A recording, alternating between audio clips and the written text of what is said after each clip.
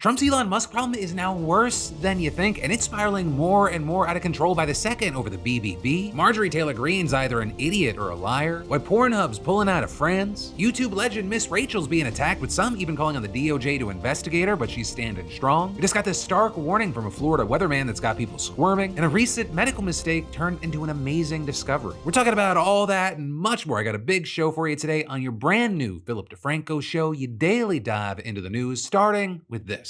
Trump is facing a mutiny. And funny enough, it's over Trump's so-called big, beautiful bill, and it even includes Republicans who literally already voted for it. Starting with yesterday, Representative Marjorie Taylor Greene proving AOC right and admitting that she voted for the bill even though she didn't read it, even though she didn't understand what was in it, and saying that if she had actually done her job, she wouldn't have voted for it. They're specifically flagging a provision of the bill that would ban states from regulating AI for the next 10 years, writing, "I am adamantly opposed to this, and it is a violation of state rights, and I would have voted no if I had known this was in there." And then adding, "This needs to be stripped out in the Senate. When the OBBB comes back to the House for approval after Senate changes, I will not vote for it with this in it. We should be reducing federal power and preserving state power, not the other way around." Right? So there are a few things we need to unpack here. First, I do want to note that it is not at all uncommon for lawmakers to stuff big bills like this with various unrelated measures, especially these days given how polarized Congress is and how hard it is to even get a bill on the floor in the first place. But also, while sometimes more controversial provisions that get quietly slipped into a bigger bill and intentionally buried at the last minute,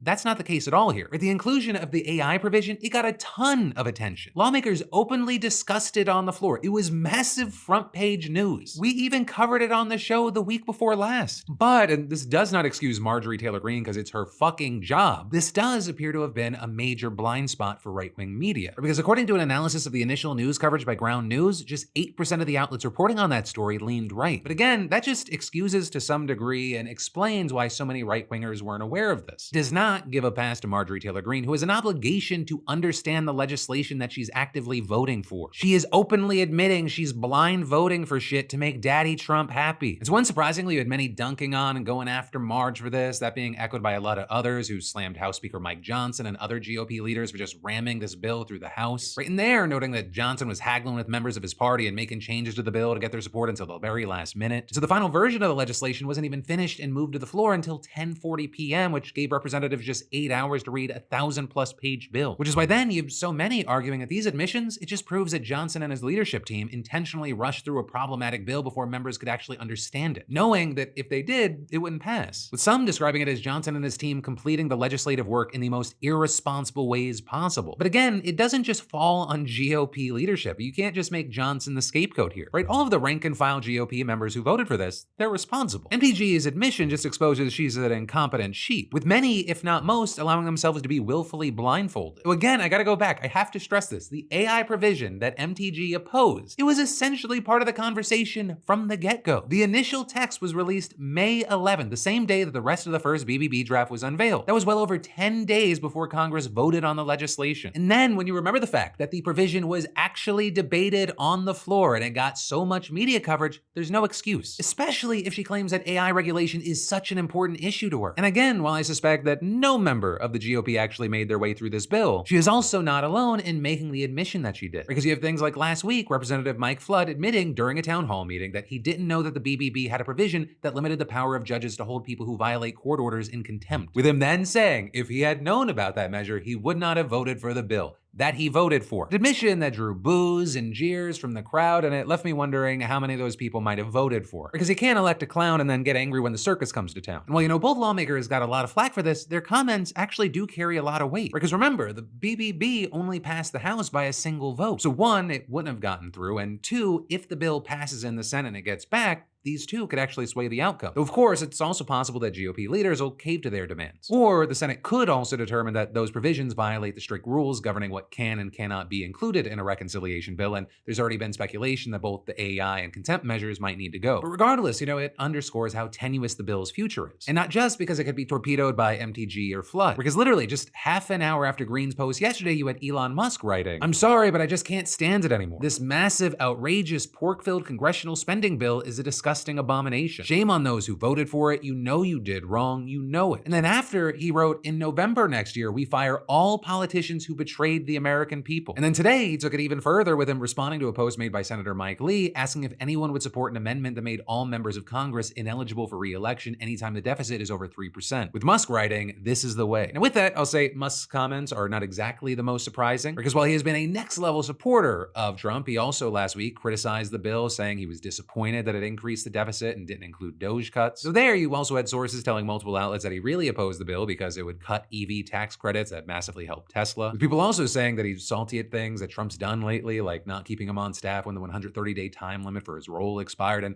withdrawing the nomination of a key ally who had been tapped to lead NASA. But whatever the reason may be, I mean, this was massive. It's Musk's biggest break yet from the president that he helped install with hundreds of millions of dollars in donations. And there's just the sheer magnitude of the post, because, I just read a few of them, but he has been making constant posts criticizing the bill. So much so that it was basically all that was on his timeline as I was recording. But perhaps the most significant is just simply the fact that just days after leaving the White House, Musk, it appears, is now trying to use his power to blackmail or at the very least coerce Republicans into opposing a package that is literally just full of Trump's top legislative priorities, which is an insanely dramatic shift. But also there's the question of, will it do anything? Because, Musk was able to successfully tank a spending bill back in December after a similar shitstorm of posts and threats to Republicans. But that was also in large part thanks to the fact that Musk's tweetomania eventually influenced Trump, who joined his position. But this time, he's against Trump, and beyond that, Musk has also lost a significant amount of popularity, influence, and political capital since he started doging everything up. Now he's not even part of the administration, but that said, we have seen some Republicans already coming out and echoing Musk's remarks about the BBB. Though notably, most of them are fiscal hawks who had already voiced reservations about the bill, so it's not like Elon actually influenced them. Now with that said, as far as how Trump has responded, the press secretary did say that Musk's tweets have not changed his opinion, but also, notably, as of recording this, the president himself has not chimed in beyond sharing a screenshot of a post that Musk made last week thanking Trump for letting him run Doge. But as far as how this is actually going to shake out, that remains to be seen, but the one thing we know for sure is that there is trouble in paradise. But then, next up today, we've got Miss Rachel putting her career on the line to speak up for children in Gaza, with her now even explicitly saying she's willing to do so in an episode of NPR's Here and Now. And if you're unfamiliar with Miss Rachel, she is a massively successful YouTube creator, though even saying that, it's very limiting. She has a YouTube channel where she sings educational songs for young kids to help with language development, and she's just huge. I mean, she's even on Netflix now. She's like basically the mommy teacher god for the under 5 community, with then also millions of parents and others following her on social media. Well, that's a space where people generally try not to rock the boat or get stirred up in any controversy. Miss Rachel has been branching out from her content and speaking about Gaza frequently. Leaders, be so ashamed of your silence.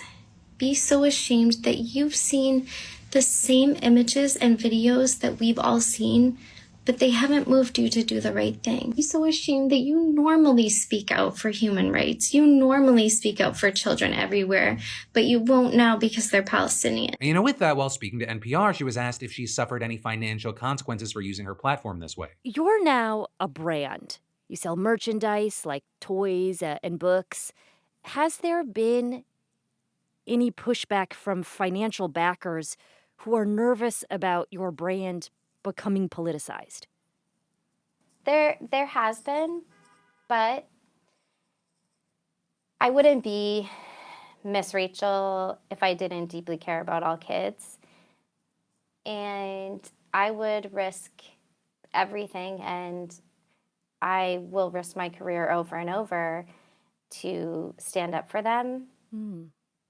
It's all about the kids for me. Right, and that question came up because like many who speak out about what's happening, she's been facing backlash and criticism. Seeing things like last year, she announced that she was doing a fundraiser with Save the Children's Emergency Fund to help kids in conflict zones, including Gaza. Right, and immediately there you had people accusing her of not caring about the Israeli children who were impacted by October 7th. Though notably, she has addressed the backlash by noting that she cares for all children, no matter who they are or where they come from. Though that hasn't stopped people from labeling her anti-Semitic, and one group even asking the DOJ to investigate her, accusing her of spreading pro-Hamas propaganda. And that's something that we saw Miss Rachel pushing back against again when talking to NPR. I care so deeply about every child. As a teacher, you have children from many different places, especially in New York City, and you care exactly the same about them. That's the basis of everything for me, is that children are equal. I recently sat down with someone who has a family member that was taken hostage. And sitting with her and hearing the harrowing accounts, feeling her pain, the anguish, the desperation to get that loved one home, where that loved one belongs, and have the family be complete.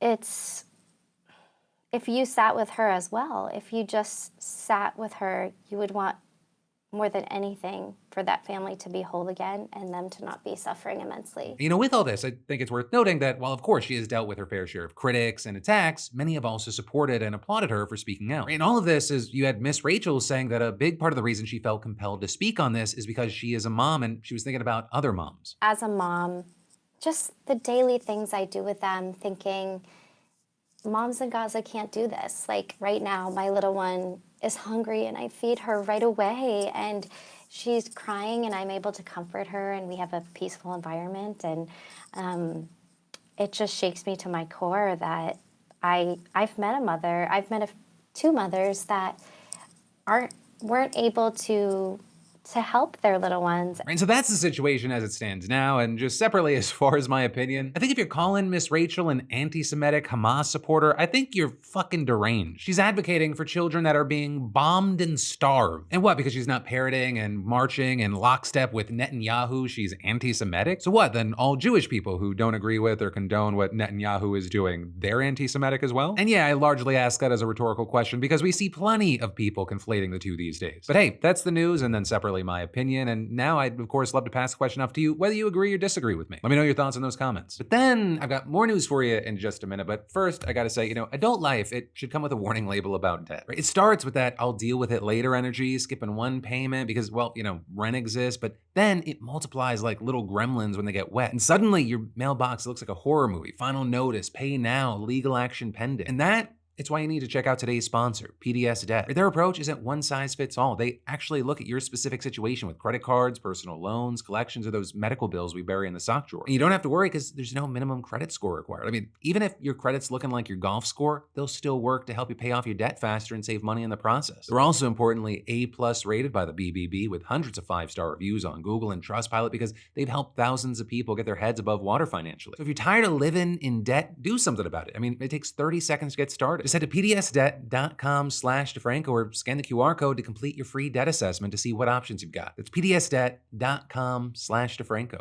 But then, shifting gears from that news, Pornhub is using the pullout method in France. Or I guess I should say, more specifically, the parent company, Alo, is suspending access to 3 of its main adult websites in the country, including not only Pornhub, but also YouPorn and RedTube. Or with this being the way that they're protesting a French law that requires adult websites to have users confirm their age with details like a credit card or ID document. And while the law was actually passed back in 2023, the deadline to be implemented is Saturday, June 7th. And so rather than complying when you go to those websites, they're just displaying a famous painting depicting the half-nude personification of liberty. The image essentially is saying, give us idealist gooning or give us death. Or I guess more accurately, you had the company saying that it is communicating directly with the French people to tell them how dangerous, how potentially privacy infringing, and how ineffective the French law is. Or the company arguing that they're actually extremely supportive of age verification as a concept, but then saying what the law does is not the way to go about it. And instead, they argue that countries should implement age verification by targeting the developers of operating systems. So Microsoft's Windows, Apple's iOS, Google's Android, with one of their execs even saying Google, Apple, and Microsoft all have the capability built into their operating system to verify the age of the user at the operating system or device level. And saying that by doing that, you can do it without requiring users to share sensitive data with multiple websites, and adding, I understand that those 3 entities are large and they're powerful, but that is not an excuse for France to do what they have done. Though with that, you've also seen a fair share of pushback. So I'm noting that the French law requires platforms to offer a third-party double-blind option that would keep at least the companies themselves from seeing users identifying information, with also the agency responsible for regulating digital communication saying that there are numerous technical solutions on the market that allow users' age to be verified while ensuring the protection of their personal data. And you even had France's digital minister accusing Alo of being dishonest, saying lying when one does not want to comply with the law and holding others hostage is unacceptable. Adults are free to consume pornography, but not at the expense of protecting our children. Within the country's culture minister adding, good riddance, there will be less violent, degrading, and humiliating content accessible to minors in France. Which I will say may end up being true, and/or it'll lead to a rise of new VPN accounts. Though I will say it's going to be very interesting to see how this plays out because the the French audience is actually Pornhub's second largest in the world after the US. Right, and then another key factor is it's not just the French government that's been applying pressure. Just last week, you had the European Commission opening an investigation into Pornhub and 3 other sites saying that they don't have the appropriate tools to verify age, right, and saying that they're not doing enough to avoid negative effects on children as well as users' mental and physical well-being. And that is, here in the States, you have 19 states home to more than a third of all Americans already passing laws requiring pornographic websites to confirm a user's age by checking a government-issued ID or scanning their face, among other methods. I mean, the issue's now even been heard by the Supreme Court, which had released its decision this summer. Though very interesting with the US case is that the argument against age verification, it's actually more about free speech than privacy. But then, jumping to other news you need to know, as many of you, and I guess now Trump's head of FEMA, are aware, hurricane season officially began on Sunday. And you've got the NOAA predicting that there will be between 13 to 19 storms by the end of November, right? And that includes 3 to 5 major hurricanes, which understand is above the historical average, right? And knowing whether a storm's gonna hit you ahead of time, it could make the difference between life and death for any of you, which is also why, 1, local weather forecasters have long been some of the most trusted and beloved voices on American TV, and 2, so many of them are freaked the hell out, right? I mean, you've got John Morales, a veteran meteorologist with NBC Miami, saying he can no longer remain confident with his predictions. And also, if you're finding yourself going, why does this guy look so familiar? He's the guy who broke down in tears on live TV last year while covering Hurricane Milton. It has dropped 50 millibars in 10 hours. I apologize. This is just horrific. But the reason that John's going viral today is in this clip, he says that in the past, he could either warn viewers about a storm that's coming their way or reassure them that one will dissipate or turn away before it reaches them. And then even playing footage from 2019 where he did that for Hurricane Dorian, where he confidently and correctly predicted that it would turn before reaching the Florida coast. Then you have him saying to his viewers, and I am here to tell you that I am not sure I can do that this year because of the gutting, the sledgehammer attack on science in general. Did you know that Central and South Florida National Weather Service offices are currently basically 20 to 40% understaffed? And you had John then adding that there's been a nearly 20% reduction in weather balloon launches. So as a result, the quality of forecasting has become degraded. There's also a chance, because of some of these cuts, that NOAA Hurricane Hunter aircraft will not be able to fly this year, and with less reconnaissance missions, we may be flying blind, and we may not exactly know how strong a hurricane is before it reaches the coastline. And as an example of what that looks like, you had John pointing to Hurricane Otis, saying that in 2023, just 24 hours before landfall, the National Hurricane Center predicted that it would be a 70-mile-per-hour tropical storm. But when it struck Mexico, it was a monster 165-mile-per-hour Category 5 cyclone, with Morales explaining a big reason the forecast was so badly botched was not having timely reconnaissance data because the hurricane hunters didn't reach Otis as it was developing. With him then adding about this season, never have we faced a combustible mix of a lack of meteorological data and the less accurate forecasts that follow, with an elevated propensity for the rapidly intensifying hurricanes of the man-made climate change era. All of this as even though he left the room, his Musk remains. And now this week, one of the things that we're seeing is that the National Weather Service told The Hill that it was looking to rehire 126 people that were fired by DOGE, with them adding that it's conducting short-term temporary duty assignments and is trying to fill roles at field locations with the greatest operational need. And then lastly, saying a targeted number of permanent mission-critical field positions will soon be advertised under an exception to the department-wide hiring freeze to further stabilize frontline operations. But even with all that, if they're able to fill the positions, the service is still down hundreds of employees from where it was last year, which is why Ed Morales ending his monologue by pleading with viewers to call their representatives and demand that they reverse the DOGE cuts, and warning that if that does not happen, the hurricane season could be uglier and deadlier than it needs to be. But then, next up in news we gotta talk about, Israeli soldiers opened fire on Palestinians near a food distribution site for the 3rd day in a row, killing at least 27 people yesterday, according to the Red Cross and Gaza's health ministry. And that, it comes after at least 31 were killed on Sunday and 3 more on Monday near the same area, according to local officials, with one young boy who said that his brother had already been killed, also saying that his mom was among those killed trying to access aid in recent days.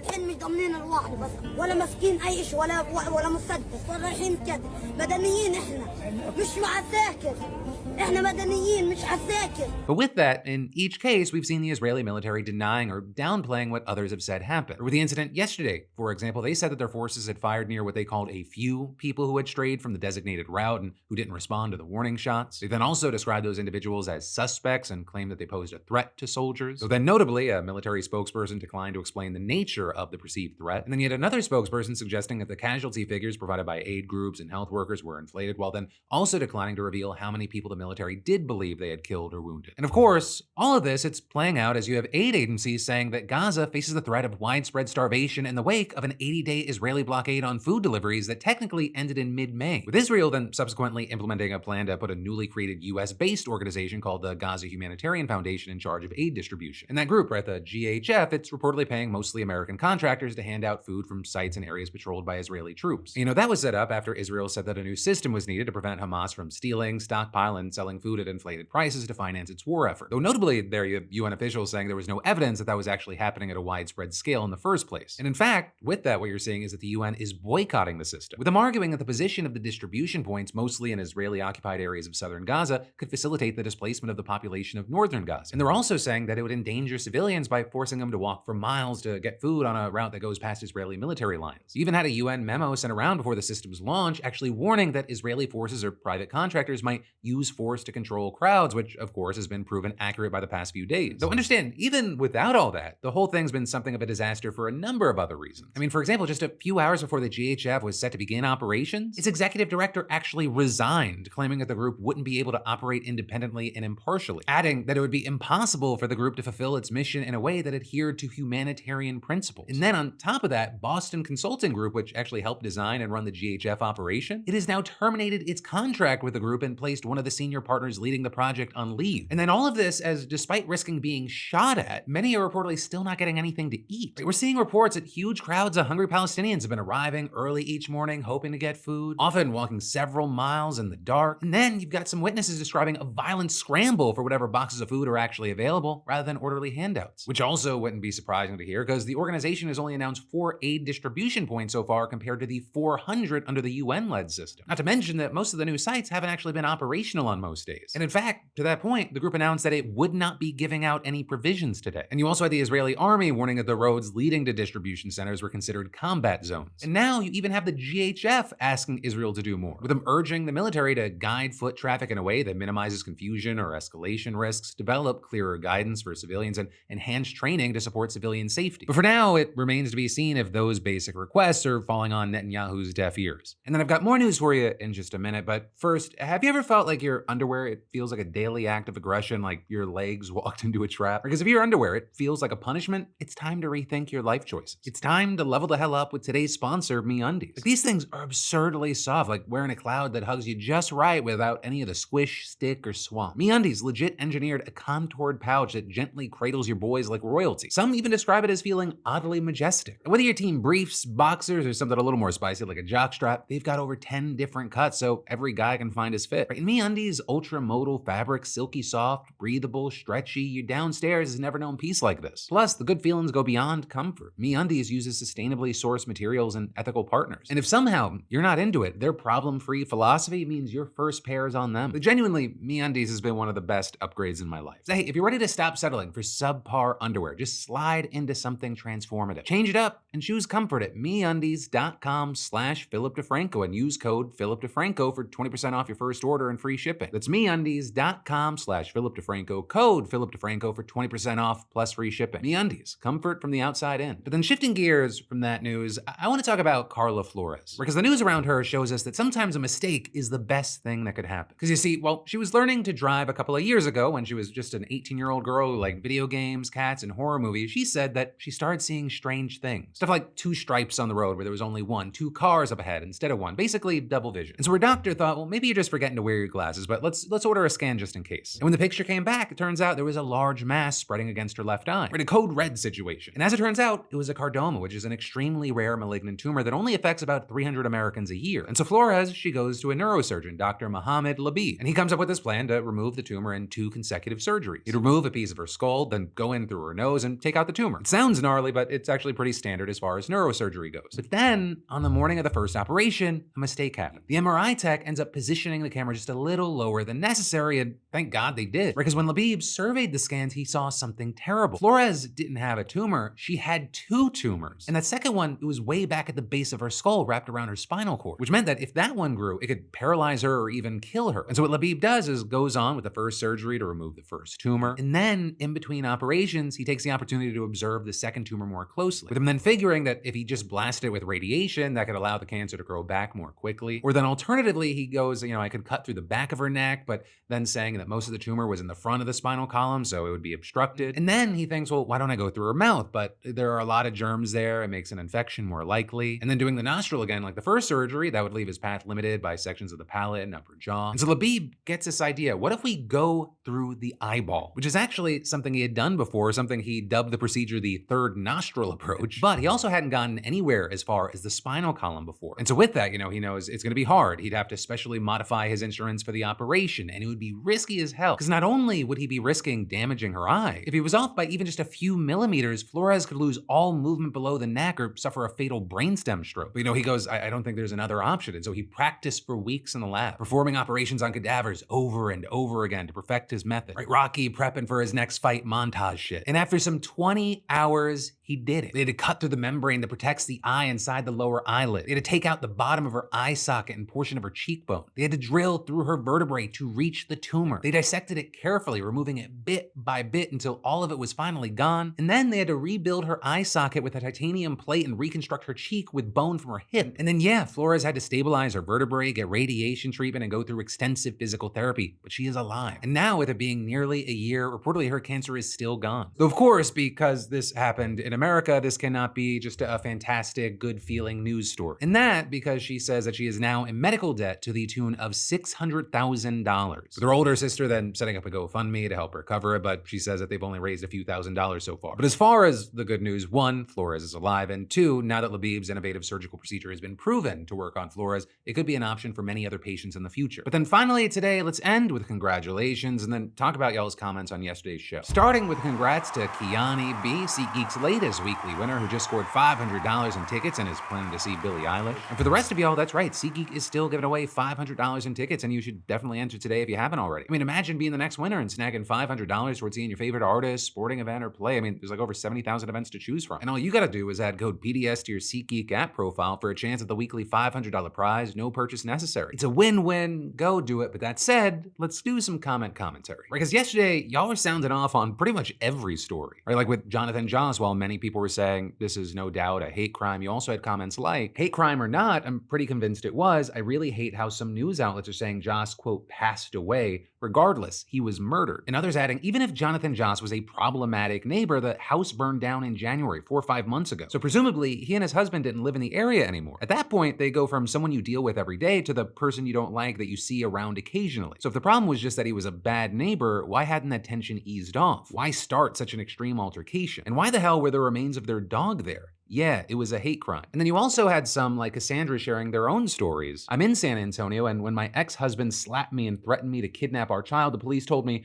ma'am, if you are not bleeding, have broken bones, you're in the ER or in the morgue, there's nothing we can do for you. Then this year, a new neighbor started harassing me, yelling at me that he is going to kill me and my dog. Again, the police do nothing, even after 5 calls from me, and the neighbor is still harassing me to the point I'm selling my house because I do not feel safe anymore. My point is, don't believe anything SAPD says, because they have shown again and again that they don't care. And then regarding some of the other stories, y'all were sounding off saying things like, it's so depressing how defunding a suicide hotline is seen as a partisan issue. Everyone should have access to them no matter what. Then regarding corporate sponsors abandoning Pride, you had people saying, people always forget corporations don't support you. They support you buying their stuff though. The second it becomes unprofitable or bad for business, I had a feeling they'd step back. And then finally, regarding Trump's new head of FEMA saying he was not aware that there is a hurricane season. And after I tread through all the ridiculousness of that story and said, and hope that hurricane season this year is not as bad as it is expected to be, we had Jody saying, Phil, you're adorable. This is going to be a clusterfuck. And to that, I say, you're probably right, but these days, if I don't force myself to go, maybe it won't be as bad as it probably will be, I feel like I'm gonna explode. I've been a cynic for almost all 39 years of my life, and the only way I can get through the day is just, you know how they say, like, smile and maybe your body will think that it's happy? The guardrails are broken, baby. We're not headed towards a cliff. We are off the cliff. We are actively looking for a fucking parachute or maybe a go-go gadget helicopter. You know, a lot of y'all, you're around my same age, but at times I feel like I'm a parent that's trying to act like everything's okay when it's not. And I'm doing that while I'm actively telling you all the reasons why things are not okay, but I'm not trying to let my emotions come out about it as well. Anyway, I'm really excited for the Switch 2 to come out tomorrow so I can try to disassociate for about 72 hours. But before I get to do that, I gotta do a few more things, including saying, hey, that's the end of today's show. Thank you so much for watching. And remember 2 things. 1, I love yo faces. And 2, I'll see you back here tomorrow because I got a brand new show for you every Monday, Tuesday, Wednesday, and Thursday at 6 p.m. Eastern, 3 p.m. Pacific. Love you, mean it, bye.